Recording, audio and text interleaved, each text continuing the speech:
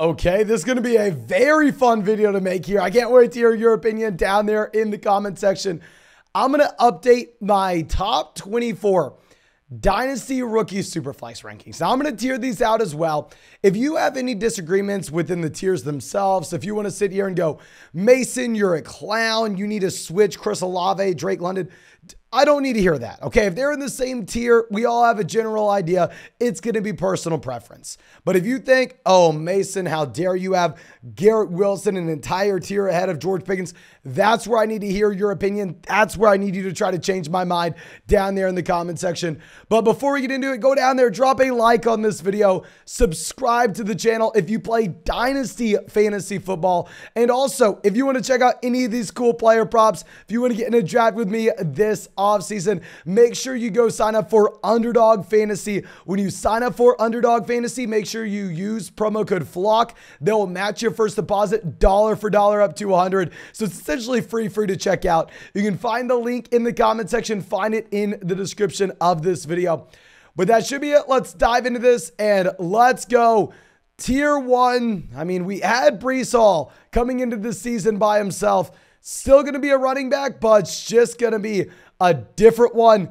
Kenneth Walker's jumped up to being a tier 1 Dynasty rookie for us, in my opinion, by himself as well. And I'm not going to lie to you, I didn't draft Kenneth Walker as much as a lot of other people this offseason. A lot of people were taking him at the 103, the 102, and I was sitting here going, you know what? Well, yeah, he is an elite athlete. He has the size to be a 3-down guy. Rashad Penny has the long injury history. In a Dynasty Fantasy Football League, give me these wide receivers that check every single box. Took them, I mean, in redraft, I did have Kenneth Walker as my second most drafted RB, so it does feel good. But now looking at this past week, doesn't really matter if you're not going to catch the ball out of the backfield. You can easily be the top guy whenever you're going through and crushing with 168 rushing yards, multiple rushing touchdowns. The week prior against the Cardinals, he goes through 97 rushing yards and a rushing touchdown. Rashad Penny, obviously, with a serious injury. And on top of this, Rashad Penny only had 1 year left of the contract anyway. You should be very excited about Kenneth Walker. But now dropping down to tier 2, we're going to go Breece Hall at 2. Now, of course, this is so dependent on your roster. I mean, if you're playing in a league where you're a contending team and you think that a wide receiver would get you over the hump, maybe instead of valuing Breece Hall here, you should go ahead and take someone like Chris Olave instead. I'm recording this the day that Breece Hall is ruled out for the season. A very emotional, very sad to see it. I was all in on Breece Hall. The day we had the NFL Combine, I called him a top 5 running back in Dynasty. Back when on DLF, he had an ADP. It's like running back 22. I mean, I love Breece Hall. I want to root for him. But going through and trading for these injured assets is so damn hard because they can't increase their value in the offseason. Like if you're looking at Breece Hall versus a 2023 first and second round pick, if it's a 12-team Superflex format, it's kind of tough not to go with the picks just because we know how valuable they'll be in rookie drafts. Now going over to our next guy, Chris Olave at 3. Olave's been phenomenal. And on top of this with Chris Olave, we can assume that hell, the quarterback play is not going to get much worse going forward. At the same time, Jarvis won't be with the team next year. Hopefully Taysom Hill won't be stealing touchdowns at the goal line. Chris Olave, love the man coming out of Ohio State. This was a wide receiver that dominated as a junior in a wide receiver room that had Garrett Wilson, someone we'll talk about in a second, Jamison Williams, someone else that we need to talk about, and Jackson Smith-Njigba, the #1 wide receiver in 2023.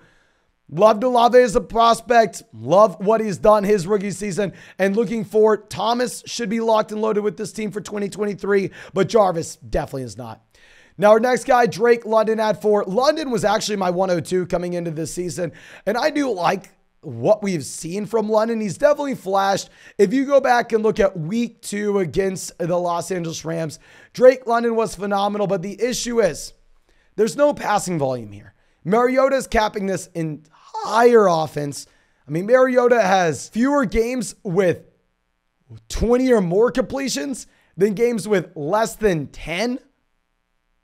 It's gross, obviously, with the Atlanta Falcons. The hope is going to be that they get a new quarterback next year. But if we figure this out, I mean, hell, they're 3-4. Please, can we lose some more games? Can we go 3-14 to end the season? Can we lose 10 games straight from the Falcons here so we can actually get a respectable quarterback coming in? Because if Mariota continues to be just good enough to make this close to a 500 team, I don't know how they solve the quarterback issue. Now, our next guy, Garrett Wilson at 5. With Wilson, I mean, obviously you have Elijah Moore requesting a trade. You have Corey Davis going down. I think Garrett Wilson's going to be great in the second half of the year. Garrett Wilson flashed at the beginning portion of the season. I mean, I loved the profile he had coming into the season.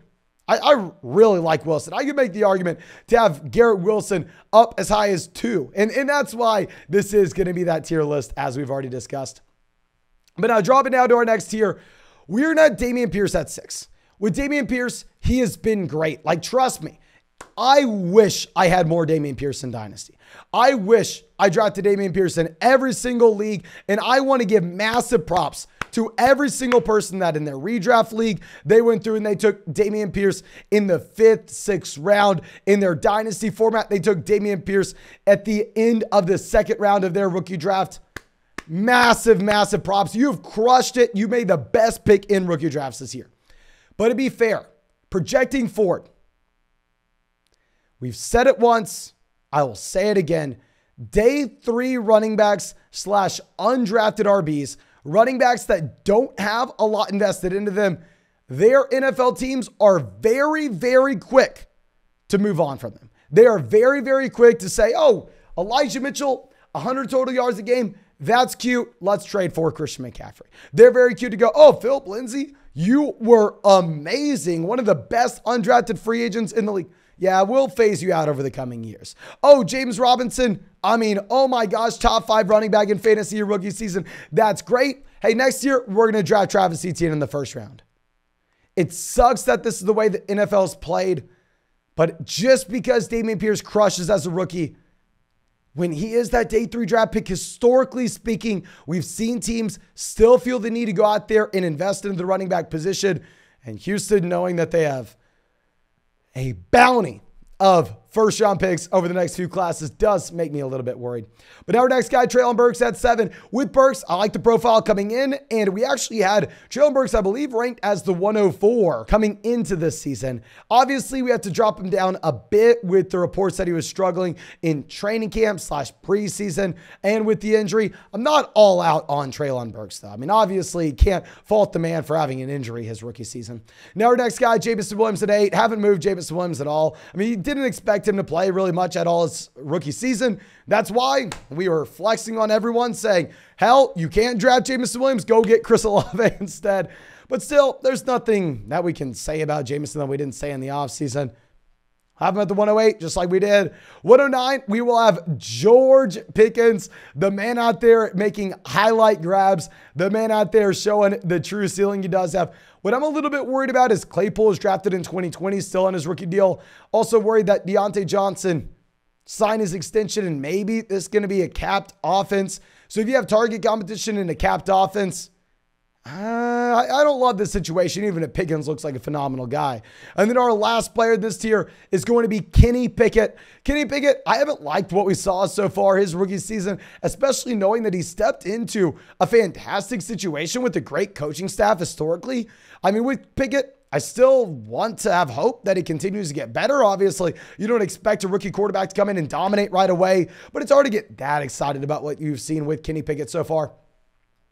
Now, dropping down to our next tier, we're going to have Jahan Dotson and Brian Robinson. 2 players stuck in a very bad situation and very similar to what we were discussing with the Atlanta Falcons, where they're 3-5, and we're sending up a prayer that they can just lose out, don't win another game, get a real quarterback coming in, have something to save this team. Washington's just good enough to be 3-4. They're just good enough to maybe finish off the season like, say, I don't know, 7-9. I guess it, and now with the extended schedule, 7-10, if I can do math. So I'm a little bit worried that Brian Robinson is going to be in a situation where you still have Antonio Gibson on that rookie deal. J.D. McKissic just signed that contract this offseason. It's been a 3-man running back by committee. With John Dodson, Terry McLaurin just signed his extension. John Dodson was a good prospect coming out of Penn State, but it's just such a bad situation. I don't see how they solve the quarterback situation whenever you have like Carolina Panthers and New Orleans Saints looking like they're going to lose some more games. You have the Texans looking like they're going to lose some more games. Maybe they go out there and grab C.J. Stroud. I don't know. But now going down to our next tier, Wan'Dale Robinson at 13, a player that we really like coming out of Kentucky. He's been great as well in the limited action that we've seen. I mean, the snaps are trending up. Of course, Wan'Dale, we're expecting to get better in the second half of his rookie season. Interesting to see if this coaching staff's just entirely out on Kadarius Toney. I don't know if the Kadarius Toney hamstring injury is actually a hamstring injury or it's I pissed the coaching staff off injury. I don't know what it is, but Wan'Dale was a great prospect and he's been good in limited action. Rachaad White, James Cook, back-to-back running backs here. I mean, with both these guys, they were day 2 picks, which we definitely prefer over day 3. Both running backs can catch the ball out of the backfield. With James Cook as well, Devin Singletary's on the last year of his rookie deal, so you really do like to see that, where we don't know if they're going to be bringing Devin Singletary back in. So I think you should be excited about both these rookie running backs still. Now, Romeo Doubs going to be our next guy at 16. I don't know what to expect with the Packers. The Packers have been very bad so far this season. They have so many injuries right now. I mean, hell, they had Randall Cobb on the IR, Allen Lazard now going down with the shoulder. On top of this, they have the Christian Watson hamstring. We'll get to Christian Watson in just 1 second. I mean, throw on Sammy Watkins going down at the beginning of the year. Romeo Doubs has been put in a good situation. I honestly don't want to get that excited about him going forward, though, knowing that, hell, the Green Bay Packers can easily just get their current wide receiver room healthy, and maybe that fixes the situation, or maybe they go and reinvest next year. Now, going over to our last guy in this year, Alec Pierce. Pierce has 100% flashed. With Alec Pierce, looks like he finally is getting the quarterback upgrade. Hook 'em horns. Let's go, Sam Ehlinger. Spent the entire offseason telling people that they were hyping up Matt Ryan and Michael Pittman way too much. I think that Sam Ehlinger, honestly, is maybe a slight upgrade over Matt Ryan at this point of his NFL career. I am very excited about it. Paris Campbell may not be with this team next year as well. Now, dropping down to our next tier, we're going to have Bailey Zappi at 18. Now, I'm recording this right before the Monday night game. I have no idea what happens, but with Bailey Zappi, this is a quarterback that looked pretty good through a small stretch of games. I don't know. I think at this point, you probably have to have him above Malik Willis, above Desmond Ridder, these quarterbacks that we've seen nothing from. Now, our last 2 players in this tier, the disappointing rookie wide receivers so far this season, Sky Moore and Christian Watson, locked up with some elite level quarterbacks. With Sky Moore, maybe you make the argument, oh, okay, well, if we look at the MVS guaranteed money after a few years, I mean, MVS looks like he's not a long-term lock with this team. Juju signed a 1-year contract. You can make excuses with Christian Watson, saying he had the hamstring injury during training camp. He also suffered the hamstring injury, I believe it was week 5 this season as well. So both these wide receivers have reasons that you can be a little bit more bullish. Obviously, they have been the disappointing names, the guys you were more excited about, or at least I was more excited about coming into the year. Like, I definitely had guys like Sky Moore, Christian Watson ranked at pretty much of anybody in the tier above them, as well as Bailey Zappi, and obviously had him ranked above Brian Robinson as well. And now dropping down to our last tier, we're going to go Isaiah Pacheco at 21. With Isaiah Pacheco, I mean, a lot of smart people said to pick him up in round 3, round 4 of your Dynasty rookie drafts. I honestly overlooked him, and I should have paid more attention to him. I didn't love him as a prospect, laughably inefficient in college. But hell, it's hard to ignore the fact that Ronald Jones is literally nothing because Isaiah Pacheco. Jarrett McKinnon's on a 1-year deal as well. He's looked pretty good. He was announced the starter this past week. He has a role for the Kansas City Chiefs his rookie season. So even if I overlooked him as a rookie, even if I wish I drafted him significantly more in the 3rd and 4th rounds, I mean, definitely have to mark him as a riser. I think we put him up at 21. Next guy, Malik Willis at 22. With Willis, I mean, I don't really know if we're ever going to get him to actually start. This is what we talked about when he was drafted. We looked at how he plummeted down the NFL draft, looked at the capital, looked at the team investment, said he was never guaranteed to be an actual starting quarterback in the NFL. But if he ever finds himself in those shoes, then you know he's a must-start guy based off his rushing upside. I mean, we drafted Jalen Hurts everywhere as a rookie at the end of round 2, the beginning of round 3, 12-team Dynasty Superflex rookie drafts because said rushing upside. Hell, maybe do the same thing with Willis. 23, David Bell, who's showed absolutely nothing. I think is a great buy low candidate when you can get him for literally free at this point. Watson coming back the last 6 weeks of the year. I think it's going to boost this overall offense. Not too much depth at all with this wide receiver core. If you look at the guaranteed money with Amari, it's not like Amari's locked up here for the long term either. And then our last guy in this tier, Desmond Ridder at 24. I think you can make the argument Ridder should be a little bit higher than this. Obviously, Mariota hasn't been great. I don't know how bad Ridder is. Ridder doesn't have the same rushing upside as Malik Willis, even if he's a little bit more likely to start. If he is to start for the Atlanta Falcons, I don't know if he's anybody we can actually put in our starting lineup. Whereas with Malik Willis, given his rushing upside in Tennessee, you would know to start him immediately. But I think that's all I got for you. Of course, thank you so much for being a part of the flock and supporting the channel. If you have any questions, if you want to tell me these rankings are wrong, please, I want to hear your opinion. Go down there to that comment section. And down there in that comment section, you'll also find the link to Underdog Fantasy, where you can check out all these cool player props. You can get into a draft with us. And when you sign up with Underdog Fantasy and use promo code FLOCK, they'll match your first deposit dollar for dollar up to 100. So it's essentially free to check out. And it's available in damn near every single state. But thank you again. I appreciate you. And hopefully I'll have another video for you later this week.